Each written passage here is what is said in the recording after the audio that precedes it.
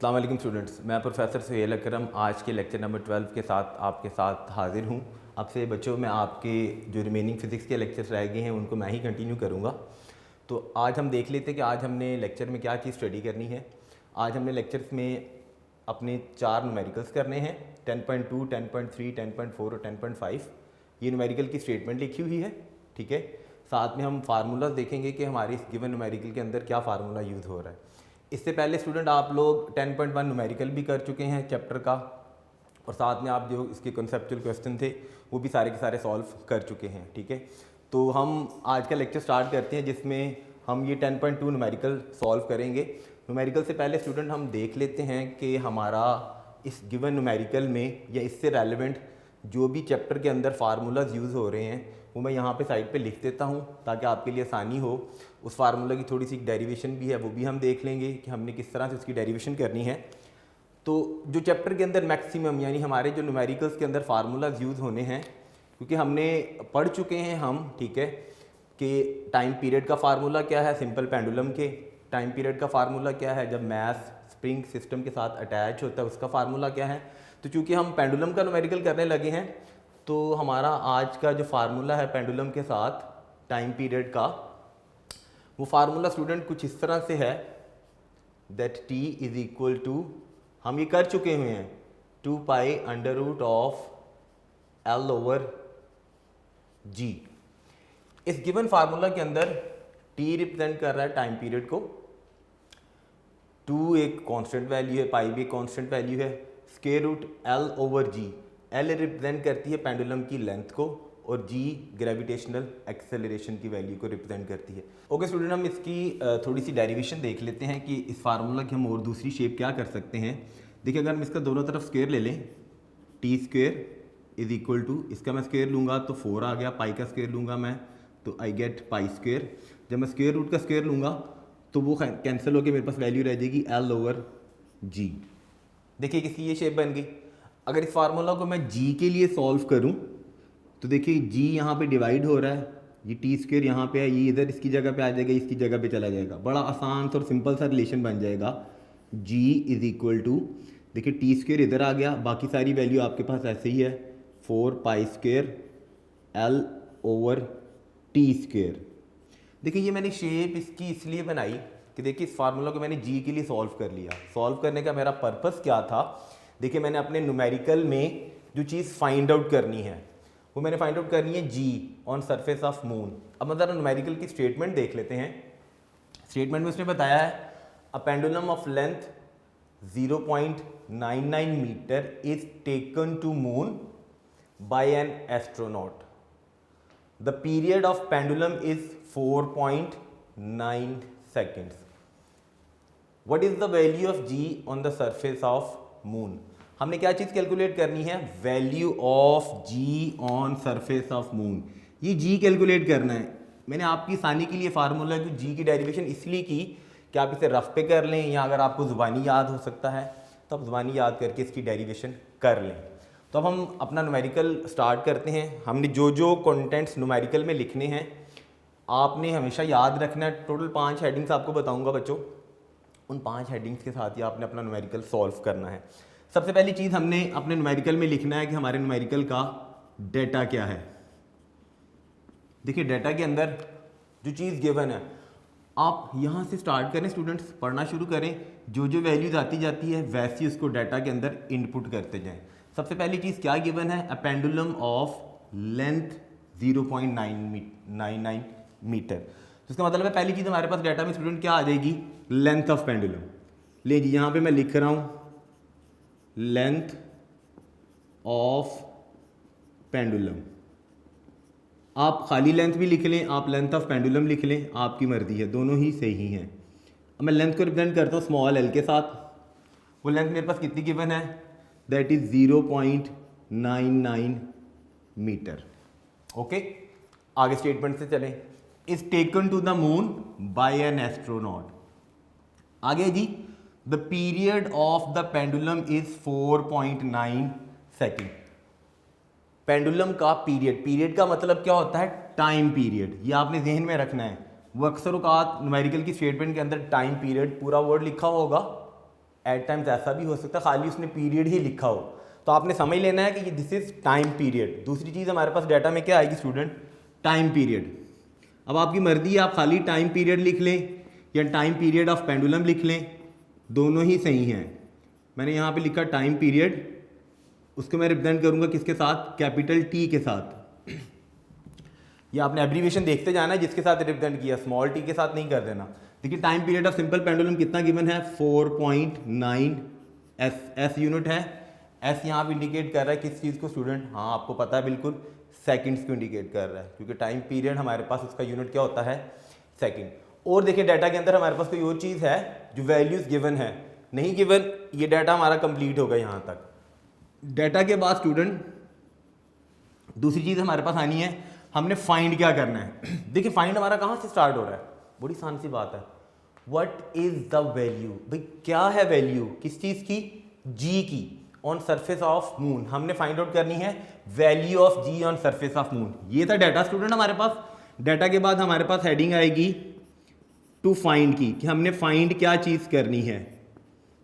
Find में simple सी बात है, हमने क्या फाइंड आउट करना है, स्टेटमेंट पढ़िए, बार बार पढ़ेंगे आप स्टेटमेंट, आपको खुद ही पता चल जाएगा हमारा डाटा क्या है, आपको खुद ही पता चल जाएगा हमने फाइंड क्या करना है। What is the value of g on surface of moon, हमने फाइंड आउट करनी है जी की वैल्यू सरफेस ऑफ मून पर। तो फाइंड में हमारे पास क्या आएगा, वैल्यू हमने फाइंड आउट करनी है, वैल्यू ऑफ जी कहाँ पर, ऑन मून पर। हमने मून पर जी की वैल्यू फाइंड आउट करनी है। ये है जी हमारे पास टू फाइंड। टू फाइंड के बाद दो हेडिंग्स हो गई, देखते जाइएगा। मैं जब भी न्यूमेरिकल सॉल्व करूंगा स्टूडेंट, जब भी मैं आपके साथ होऊंगा न्यूमेरिकल्स में, हमेशा इन हेडिंग्स के साथ ही सॉल्व करूंगा। तो आपने भी अपने पक्का इसको याद कर लेना है कि 4-5 जितनी भी मैंने हेडिंग्स लिखनी है, हमेशा हमारा न्यूमेरिकल इसी हेडिंग्स के साथ सॉल्व होगा। टू फाइंड के बाद हमारे पास हमने फार्मूला यूज़ करना है। फार्मूला हमारा क्या होगा जो हमने यूज़ करना है न्यूमेरिकल सॉल्व करने के लिए। अब देखें यहाँ पर सबसे अहम सारी बात आ गई, फार्मूला आता होगा तो न्यूमेरिकल सॉल्व होगा, फार्मूला आता ही नहीं है तो न्यूमेरिकल सॉल्व नहीं हो सकता। फार्मूला स्टार्ट में मैंने आपको बताया था, इधर आ जाइए, t is equal to 2 pi under root l over जी।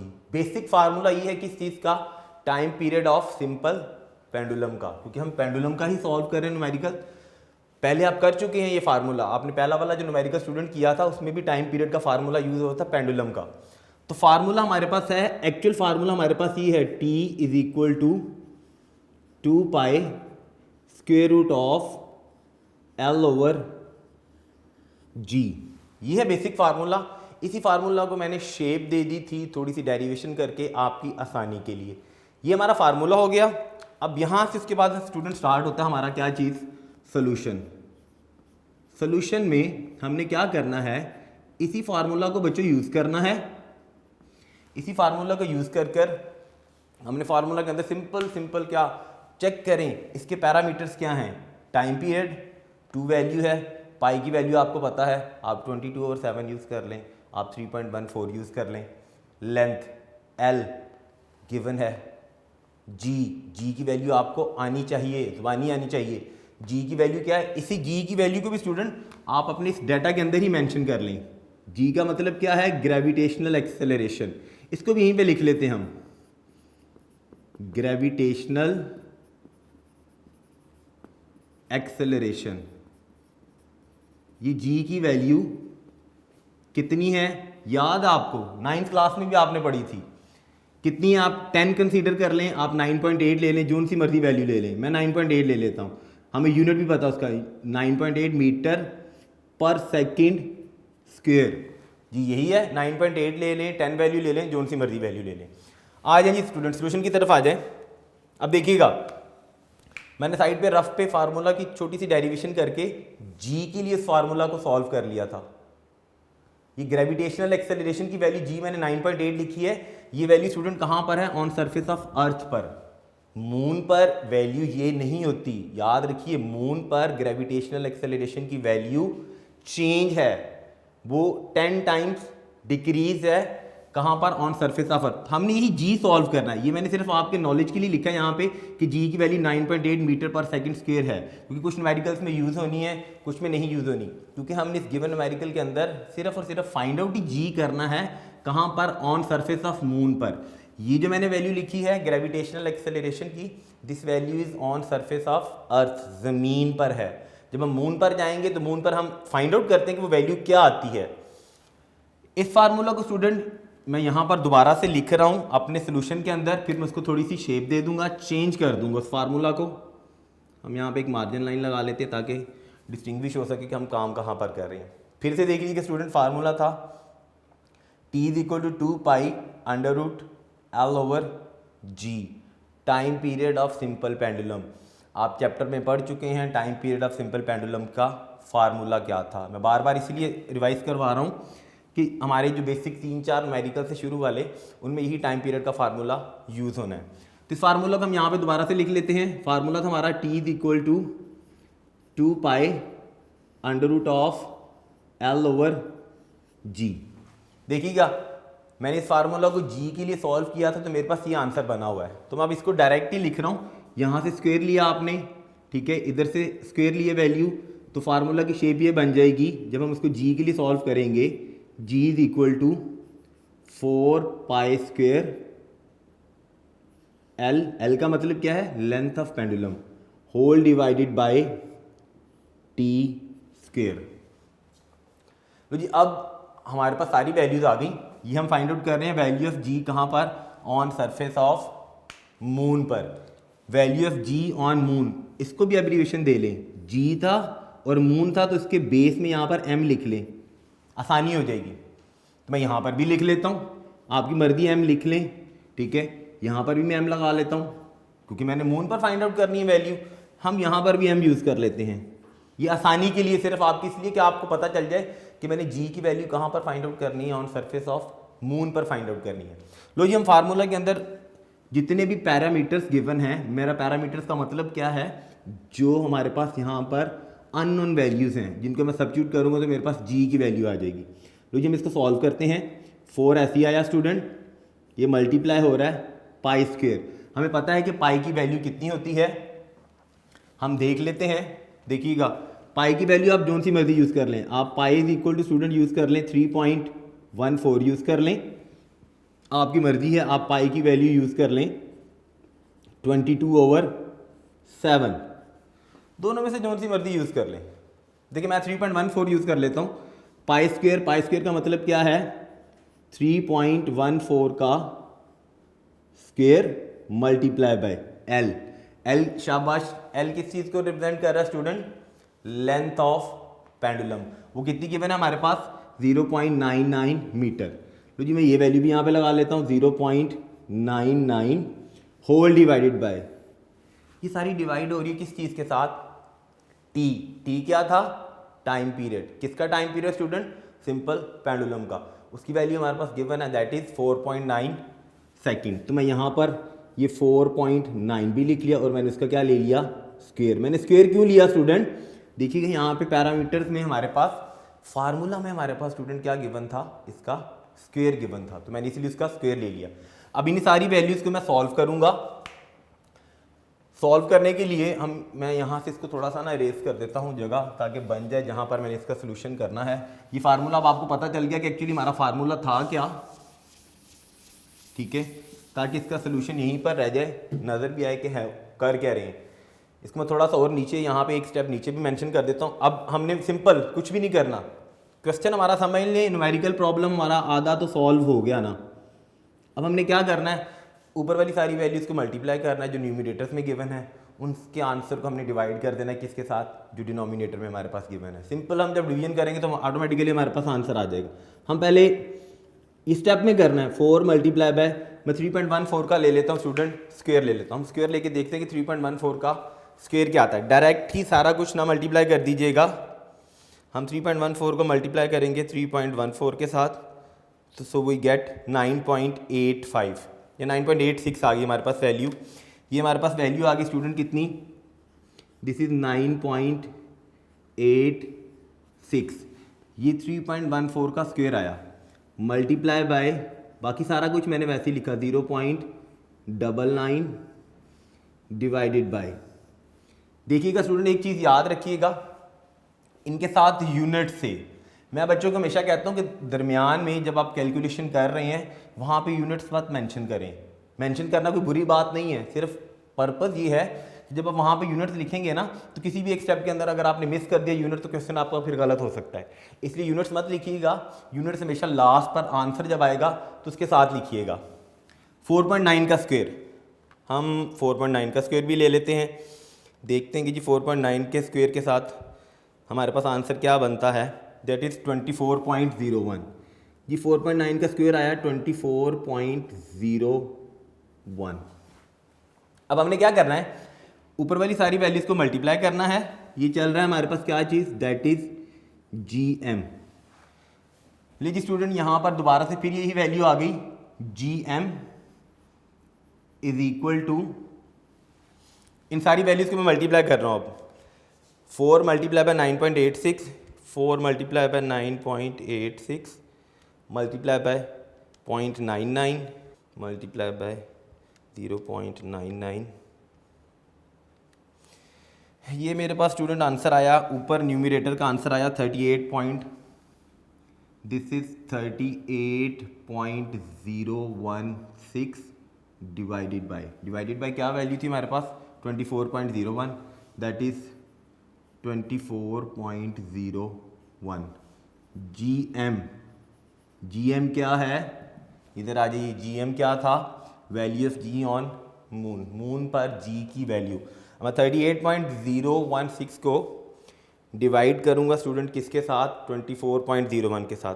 24.01 से मैंने डिवाइड किया तो मेरे पास आंसर आया 1.58।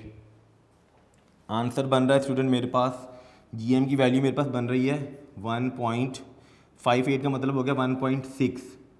जी था ग्रेविटेशनल एक्सेलरेशन, यूनिट हमारे पास क्या आना है ग्रेविटेशनल एक्सेलरेशन का, मून पर है तो यूनिट तो उसका वही रहना ना, यूनिट क्या बनेगा, मीटर पर सेकंड स्क्वायर। ये मेरे पास आ गया स्टूडेंट किस चीज़ का आंसर, GM का आंसर आ गया, value of G on surface of moon. कितनी हेडिंग्स होगी हमारी, data, to find, formula, solution.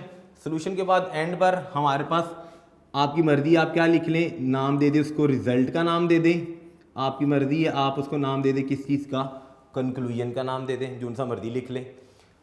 Result या कंक्लूजन में हमने क्या लिखना है, यही जो मेरे पास आंसर आया लास्ट में, यानी GM मेरे पास किसकी इक्वल आया है, दैट इज़ 1.6 मीटर पर सेकेंड स्क्वायर। ये मेरे पास एंड पर लास्ट पर आंसर आ गया किस चीज़ का, ग्रेविटेशनल एक्सेलरेशन, कहाँ पर, ऑन सरफेस ऑफ मून पर। क्लियर हो गया जी। फिर देख लीजिएगा टोटल हमारी हेडिंग्स कितनी बनी थी, data, to find, formula, solution और एंड पर क्या आया हमारे पास, रिजल्ट। टोटल 5 हेडिंग्स के साथ मैंने ये न्यूमेरिकल प्रॉब्लम सॉल्व किया है। मैं जितने भी न्यूमेरिकल प्रॉब्लम सॉल्व करूंगा, जब तक करूंगा हमेशा मैं इन्हीं 5 हेडिंग्स के साथ करूंगा। तो आपने भी कोशिश करनी है कि सारा का सारा न्यूमेरिकल जब भी सॉल्व करना है, चाहे न्यूमेरिकल प्रॉब्लम्स हैं चाहे न्यूमेरिकल एग्जाम्पल्स हैं, आपने इन 5 हेडिंग्स के साथ सॉल्व करना है। क्लियर हो गया। अब इसके बाद हम देखते हैं कि हमारा जो सेकंड वाला न्यूमेरिकल है, ये हमारा ये न्यूमेरिकल नंबर, ये वाला स्टूडेंट देखिएगा 10.2 था, ये हमारा कंप्लीट हो गया। ठीक है, इसके बाद हम स्टार्ट करते हैं 10.3। उसकी मैं पहले स्टेटमेंट लिखता हूँ, देखते हैं कि उस स्टेटमेंट में क्या चीज़ है। ओके स्टूडेंट, अब हम न्यूमेरिकल नंबर 10.3 देखते हैं, उसमें क्या क्या वैल्यूज़ गिवन है, उसके अकॉर्डिंगली हमारा फार्मूला क्या बनेगा। ठीक है, सबसे पहले स्टेटमेंट में पढ़ता हूँ। देखिए उसमें लिखा हुआ है फाइंड द टाइम पीरियड्स। गौर करें तो 2 चीज़ें हमने फाइंड आउट करनी है, 2 टाइम पीरियड फाइंड आउट करने हैं। कहाँ कहाँ पर, ऑफ अ सिंपल पेंडुलम, कहाँ पर, ऑफ 1 मीटर लेंथ, जिस पेंडुलम की लेंथ कितनी है 1 मीटर, प्लेस्ड ऑन, कहाँ पर उसको प्लेस किया गया, अर्थ पर, एंड ऑन मून पर, और दूसरा कहाँ पर, मून पर। तो इसका मतलब हुआ कि हमने 2 टाइम पीरियड फाइंड आउट करने हैं, अर्थ पर क्या होगा और मून पर क्या होगा। The value of G on the surface of moon is 1/6 of its value on earth, where ji E is 10, जी की वैल्यू तो हमें पता 10 है, हम मून पर जब चले जाएंगे तो वही जी की वैल्यू 6 टाइम क्या हो जाती है, डिक्रीज हो जाती है। देखिएगा फिर से मैं दोबारा से फार्मूला लिख देता हूँ किस चीज़ का, टाइम पीरियड। देखिएगा हमारे पास जो ये इंस्ट्रूमेंट है वो क्या है, सिंपल पेंडुलम।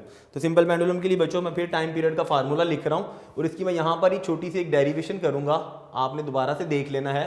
फार्मूला था हमारे पास t is equal to, actual formula था 2 pi square root of L over G। जी बच्चों यही फार्मूला था time period of simple pendulum का, t is equal to 2 pi under root of, under root पढ़ लें, स्क्वायर रूट पढ़ लें, L ओवर G। ये बेसिक फार्मूला है टाइम पीरियड का। मैंने क्या फाइंड आउट करना है, find the time period of simple pendulum दो जगह पर, अर्थ पर और मून पर। मैं अर्थ वाले को टी ई के साथ रिप्रेजेंट कर लेता हूं। जब मैंने यहां पर ई लिखा तो मुझे यहां पर भी ई लिखना पड़ेगा। क्यों मैंने यहां पर ई मेंशन किया है, क्योंकि मुझे पता है ग्रेविटेशनल एक्सेलरेशन की वैल्यू सरफेस ऑफ अर्थ पर क्या है, तो इसलिए मैंने ये अर्थ के लिए फार्मूला लिखा है, किस चीज़ का, टाइम पीरियड का।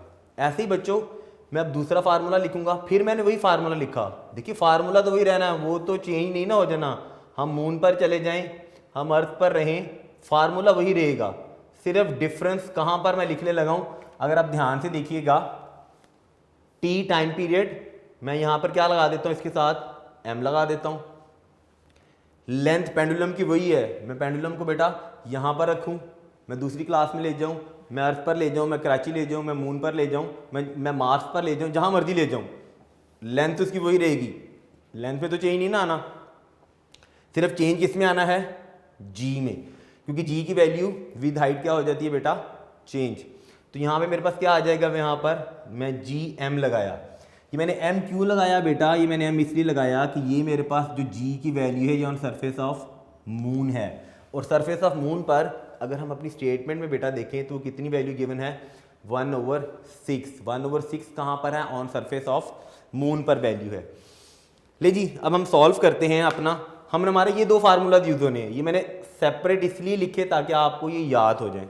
फार्मूला मैंने सिंपल सा चेंज क्या करूंगा, आ जाए जी, सबसे पहली चीज़ आ जाए, मैंने क्या बताया था, पहली चीज़ हमारे पास क्या है, हेडिंग्स के अंदर हमने क्या लिखनी है बेटा, जी जी बोलिए, डेटा, ऐसे ही है। तो हमारे पास पहले आएगा डेटा, क्या है हमारा, डेटा में देखिएगा find the time period of simple pendulum. Find, इसका मतलब है उसने देखो गिवन किया हुआ है, हमें ये चीज़ फाइंड आउट करनी है, ये हम अपने फाइंड में लिखेंगे। डेटा में हमारे पास क्या वैल्यू गिवन है, 1 मीटर लेंथ। 1 मीटर लेंथ का मतलब क्या हुआ, टाइम, उस पेंडुलम की क्या लेंथ गिवन है। तो मेरे पास पहली चीज क्या आ जाएगी डेटा के अंदर, लेंथ। ये मेरे पास आ गई बेटा लेंथ ऑफ पेंडुलम।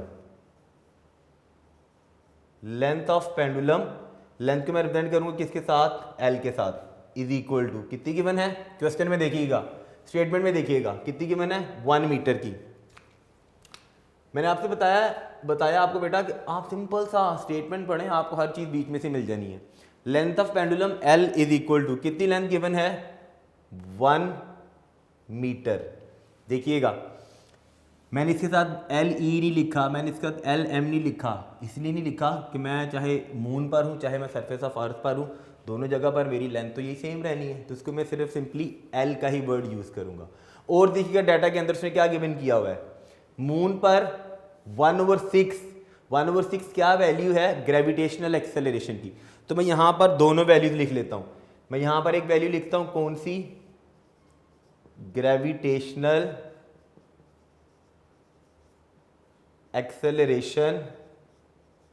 पहले मैं अर्थ वाली लिख रहा हूं, वो तो आपको जुबानी याद है ना, देखिएगा वो कितनी वैल्यू है, GE साथ लिखा अर्थ के लिए, उसकी वैल्यू हमें गिवन है क्वेश्चन के अंदर। अब उसने वैल्यू कितनी गिवन की हुई है, देखिएगा बेटा कितनी वैल्यू गिवन है, 10 की, नजर आ रहा है आपको 10 की। तो 10 मीटर पर सेकंड स्क्वायर, ये मेरे पास है ग्रेविटेशनल एक्सेलरेशन GE अर्थ पर। सिमिलरली मैं दूसरी वैल्यू भी अपने डाटा के अंदर ही लिख लेता हूं, ग्रेविटेशनल एक्सेलरेशन कहां पर, GM।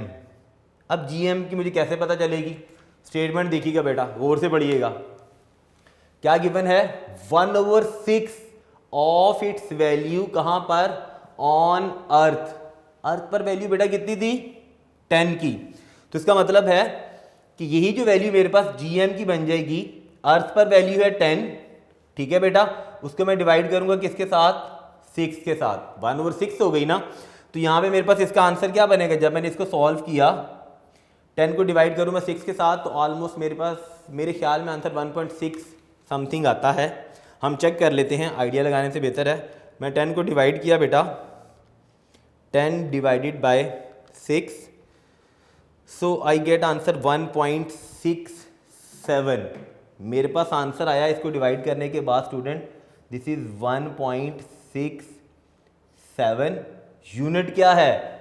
ग्रेविटेशनल एक्सेलरेशन का यूनिट मीटर पर सेकंड स्क्वायर ही है, सेम यूनिट है। ये हमारे पास डाटा है, इसके अलावा हमारे पास और कोई चीज़ गिवन नहीं है।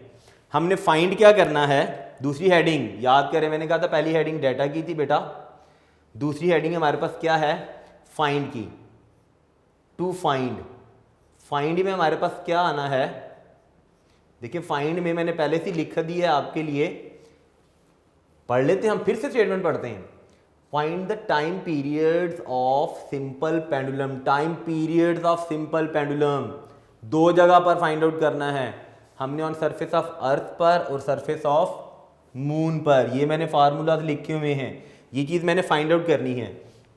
टू फाइंड में मैंने क्या करना है, मैं यहाँ पे लिख रहा हूँ, मैंने फाइंड आउट करना है टाइम पीरियड कहाँ पर? ऑन अर्थ पर। इधर फार्मूला नहीं लिखूंगा, इधर मैं सिर्फ लिख रहा हूँ। टी टाइम पीरियड था, ई हमने बेटा यूज किया किस चीज़ के लिए? अर्थ के लिए, क्वेश्चन मार्क, ये मैंने फाइंड आउट करना है। दूसरी चीज़ मैंने क्या फाइंड आउट करनी है? टाइम पीरियड कहां पर बेटा फाइंड आउट करना है? ऑन मून पर। तो उसके लिए मेरे पास क्या बनेगा? T m, t time period, m का मतलब है मून, ये मेरे में फाइंड आउट करनी है। तीसरी हेडिंग बेटा हमारी क्या थी? Data to find. To find के बाद हमारे पास क्या हेडिंग थी बच्चों? फार्मूला की, कि हमारा गिवन फार्मूला क्या यूज होना है। फार्मूला मैंने स्टार्ट पे लिख दिया था आपको समझाने के लिए, दोबारा से फिर हम यहाँ पर मेंशन करते हैं। फार्मूला हमारे पास दो यूज होने हैं। टाइम पीरियड ऑन अर्थ किसकी इक्वल है? 2 pi under root of L over G, और साथ में यहाँ पे क्या लिखूंगा मैं? E मैंने बेटा क्यों यूज किया? सरफेस ऑफ अर्थ पर है। दूसरा मैंने क्या निकालना है? टाइम पीरियड कहाँ पर? मून पर। फार्मूला तो उसका भी यही है, 2 pi square root of L divided by G M। M क्यों लगाया? M बेटा मैंने इसलिए यूज किया कि मैंने ग्रेविटेशनल एक्सेलरेशन मून पर जो सरफेस ऑफ अर्थ पर है that is 10 times, 6 time decrease हो जाती है। जो अर्थ पर वैल्यू, उसकी वैल्यू 10 है, मून पर चले जाएंगे तो 1/6 वैल्यू चेंज हो जाती है। ये था हमारा बेटा फार्मूला। फार्मूला के बाद कितनी हेडिंग्स हो गई? डाटा, डाटा के बाद टू फाइंड, टू फाइंड के बाद फार्मूला, फार्मूला के बाद क्या आना बेटा हमारे पास? सोल्यूशन। सोल्यूशन में हम देखते हैं कि जी हम स्टेप वाइज करते हैं। पहले हम फाइंड आउट करते हैं टाइम पीरियड कहाँ पर? ऑन अर्थ पर फाइंड आउट करते हैं। अर्थ पर फाइंड आउट करने के लिए फार्मूला में मैं सिंपल वैल्यूज लिखूंगा। मैं फार्मूला दोबारा से लिख रहा हूँ, ये बार बार इसलिए लिखा जा रहा है ताकि आपको याद हो जाए। T is equal to 2 pi square root of L over GE, यही फार्मूला, इसी में वैल्यूज लगाने लगा हूं जी। TE इज इक्वल टू 2 ऐसी आया स्टूडेंट, पाई की वैल्यू, शाबाश, पाई की वैल्यू हमें पता है कितनी वैल्यू होती है? 3.14। स्क्वायर रूट मेरे पास ऐसी आया स्टूडेंट L। लेंथ देखें हम, आ जाए जरा क्वेश्चन पर वापस। लेंथ हमारी कितनी थी पेंडुलम की? 1 मीटर। उसी जगह मेरे पास वैल्यू क्या आ जाएगी? 1 डिवाइडेड बाई GE। डाटा पर वापस आइए बेटा।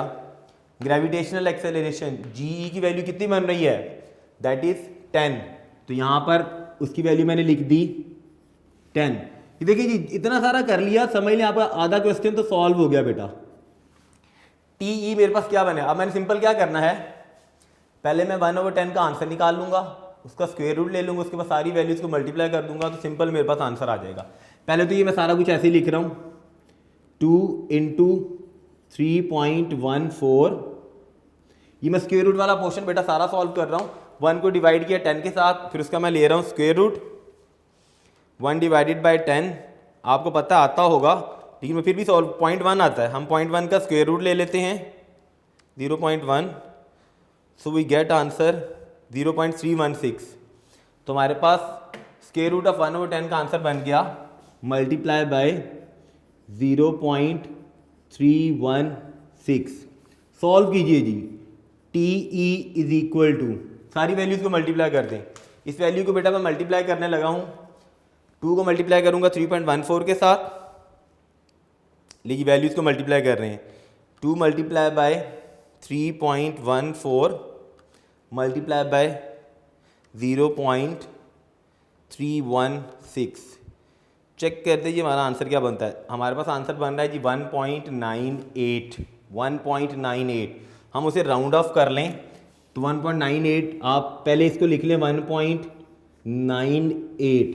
अब यूनिट पर आ जाएं, टाइम पीरियड का यूनिट याद करें, मैंने पिछले न्यूमेरिकल में आपको बताया था कि टाइम पीरियड का यूनिट क्या है, सेकंड। तो यहाँ पे क्या आ जाएगा, सेकंड। 1.98 लिख लें, थोड़ा सा राउंड ऑफ कर लें इसको, t E is equal to 1.98 क्या बन जाता है आपके पास, दिस बिकम 2s सेकंड। ये मेरे पास आ गया स्टूडेंट क्या, टाइम पीरियड कहाँ पर, ऑन सरफेस ऑफ अर्थ पर। इसी तरह मैं अब दोबारा से क्या फाइंड आउट करूँगा, टाइम पीरियड कहाँ पर, ऑन मैंने फाइंड आउट करना है मून पर। इधर से हम दोबारा से सॉल्व करते हैं। ये था जी टाइम पीरियड का फार्मूला, दोबारा से लिखेंगे। एक वैल्यू आ गई हमारे पास, दूसरी वैल्यू अब हम देखते हैं कि दूसरी वैल्यू में हमारे पास क्या आना है। मैं फार्मूला फिर दोबारा से इसलिए लिख रहा हूँ ताकि आपको याद हो जाए, बार बार इसलिए लिखा जा रहा है बेटा ताकि आपको ये सारी वैल्यूज लर्न हो जाए। फार्मूला हमारे पास था, फिर आ जाइएगा, T E is equal to 2 pi square root of L divided by G E. दूसरा फार्मूला भी हमारे पास ये था, T M is equal to 2 pi square root of L divided by ji M. हम ये कर चुके हैं, ये हमने फाइंड आउट कर लिया है, आंसर हमारे पास 2 सेकंड आ गया। अब हमने फाइंड आउट करना है कहाँ पर, मून के लिए। मून के लिए फाइंड आउट करने के लिए हम मून वाला फार्मूला यूज़ करेंगे। सिंपल हमने चेंज क्या करना है, जहाँ पर जी ई की जगह हमने 10 लगाया था, वहाँ पर हम बेटा जी एम की जगह क्या लगाएंगे, 1.67। बस इतना सारा हमने काम करना है। T M is equal to 2 pi, formula फिर लिख देता हूँ इसलिए ताकि आपको याद हो जाए, बार बार इसलिए लिख रहा हूँ याद हो जाए, L divided by ji m. मैं इसमें वैल्यूज लगाता हूँ, t M is equal to 2 ऐसे ही है, मल्टीप्लाई बाय पाई की वैल्यू मुझे पता है कितनी है, 3.14 स्क्वायर रूट ऑफ लेंथ कितनी थी, फिर आ जाइए वापस, मुझे तो याद है लेंथ कितनी थी 1 मीटर। 1 मीटर यहाँ पर आ गया, 1 आ गया, डिवाइडेड बाय जीएम की जगह क्या लिखूंगा बेटा मैं, क्या मैं जीएम की जगह 10 लिखूंगा या 1.67 लिखूंगा, शाबाश जल्दी से सोचिएगा, क्या लिखी जाएगी वैल्यू 1.67। तो जीएम की जगह बेटा मैंने लिखी वैल्यू 1.67, ठीक है जी। अब सिंपली फिर मैंने इसको सॉल्व करना है, T M is equal to 2 multiply by 3.14 square root of 1/1.67। लीजिए मैं स्क्वायर रूट में वैल्यू ले लेता हूँ, 1 डिवाइडेड बाय 1.67, तो मेरे पास आंसर आया 0.773। लो जी स्टूडेंट, इसको सॉल्व करने से आंसर बनता है मल्टीप्लाई बाय 0.77। 3 वैल्यूज आ गई, माशाल्लाह से आप मैथ करते हैं, बड़ी सिंपल सी बात है। तीनों को मैं क्या करूँगा, सिंपली मल्टीप्लाई हो रही ना, तीनों वैल्यूज को मल्टीप्लाई कर देते हैं हम मल्टीप्लाई बाय 2 मल्टीप्लाई बाय 3.14, लेकिन सारी वैल्यूज को मल्टीप्लाई किया, so we get the answer 4.8। 4.8 का मतलब क्या हुआ, 4.85 आ रही है मेरे पास, 4.856। मैं पहले ये वैल्यू ऐसी लिख लेता हूँ। TM मेरे पास आई बेटा क्या 4.856 यूनिट क्या आएगा मेरे पास। टाइम पीरियड अर्थ पर भी सेकंड था, टाइम पीरियड मून पर भी यूनिट बेटा क्या रहेगा, सेकंड ही रहेगा। इसको थोड़ा सा राउंड ऑफ अगर आपने करना है तो राउंड ऑफ कर लीजिएगा। TM मेरे पास वैल्यू क्या बन गई, दिस बिकम, जब मैं इसको राउंड ऑफ करूंगा 5 है उसको राउंड ऑफ करूंगा तो ये कि मेरे पास वैल्यू क्या बन जाएगी 9। 6 को राउंड ऑफ किया ये 6 बन गया, 6 बन गया। उसके मैंने दोबारा से राउंड ऑफ किया तो मेरे पास 4.9 क्या आ गया यूनिट एस सेकंड। ये मेरे पास आ गया टाइम पीरियड कहाँ पर बेटा, आ गई वैल्यू ऑन मून पर। 4 हेडिंग्स हो गई थी हमारी, लास्ट वाली हमारी एक रह गई थी जिसमें हमने क्या लिखना था, कंक्लूजन या रिजल्ट, जोन सा मर्जी आपको सूट करता है, जो याद रहता है। रिजल्ट हमारे पास क्या आया है स्टूडेंट इन दोनों न्यूमेरिकल्स का। पहले हमने टाइम पीरियड फाइंड आउट किया था अर्थ पर, TE की वैल्यू मेरे पास आई थी 2 सेकंड्स की, और दूसरा मेरे पास आया time period on moon, moon मेरे पास कितना आया 4.9 सेकंड्स का। ये दोनों मेरे पास आए हैं रिजल्ट। ले जी, इनको मैं थोड़ा सा बॉक्स में बना देता हूँ ताकि थोड़ा सा ये सेपरेट हो जाए, ताकि आपको याद रहे कि किस तरीके से इसको करना था। लेकिन स्टूडेंट आज ये हमने 2 न्यूमेरिकल किए हैं, ठीक है। 10.2 हमने कर लिया है, हमने उसके बाद बेटा 10.3 भी सॉल्व कर लिया है, ठीक है जी। अब हम नेक्स्ट देखते हैं 10.4 और 10.5 हम अपने अगले लेक्चर में करेंगे। 10.4 और 10.5 यहाँ पर हमारा आज का लेक्चर ख़त्म होता है। लेक्चर के इख्तिताम पर एक छोटी सी बात क्या, जिसको आपने जहन नशीन रखना है। देखिए, कामयाबी चाहते हैं दुनिया में और आखिरत में, तो उसका छोटा सा एक नुस्खा बता रहा हूँ, जहन नशीन रखिएगा, याद रखिएगा। 5 वक्त की नमाज पढ़ने से हमें दुनिया में भी फ़ायदे मिलेंगे और हमारी आखिरत जो है वो भी समझ जाएगी। 5 वक्त की नमाज के फ़ायदे क्या हैं, वो फ़ायदे मैं बाद में डिस्कस करूँगा आपसे। उसके साथ एक और छोटी सी भी बात बता दूँ आपको कि नमाज के साथ साथ आपने अपने वालिदैन का एहतराम लाजमी करार दे दें। लाजमी करार से मुराद के वालिदैन का एहतराम लाजमी करें। देखिए, उसके अंदर कोई भी गुंजाइश नहीं है, इतनी सी भी गुंजाइश नहीं है कि हम अपने वालिदैन को उफ तक भी कह सकें। उसके बारे में कुछ अहादीस हैं, कुछ कुरानी आयात हैं, वालिदैन का एहतराम और वालिदैन की नाफरमानी से क्या सज़ा मिलती है। तो आपने ये चीज़ ज़हन में नशीन कर लेनी है बेटा कि अगर हमें दुनिया और आखिरत में कामयाबी चाहिए तो हमने नमाज बाकायदगी से पढ़नी है, 5 वक्त की नमाज। देखिए, 5 वक्त की नमाज़ पढ़ने में बहुत कम टाइम लगता है, ज़्यादा से ज़्यादा मैक्सिमम पर कितना, पूरे दिन का टाइम कितना लग जाएगा, 1 घंटा लग जाएगा। तो 1 घंटे से हमारी दुनिया भी समझ जाएगी और हमारी आखिरत भी समझ जाएगी। और माँ बाप की खिदमत करने से, खुसूसन माँ बाप की खिदमत के अंदर माँ की अज़मत बहुत ज़्यादा है। जितनी आप अपनी माँ की खिदमत कर लेंगे, आपकी दुनिया भी समझ जाएगी और आपकी आखिरत भी समझ जाएगी इंशाल्लाह। स्टूडेंट, इसके बाद हम दोबारा से फिर एक नए लेक्चर के साथ हाज़िर होंगे। तब तक के लिए अल्लाह हाफ़िज़।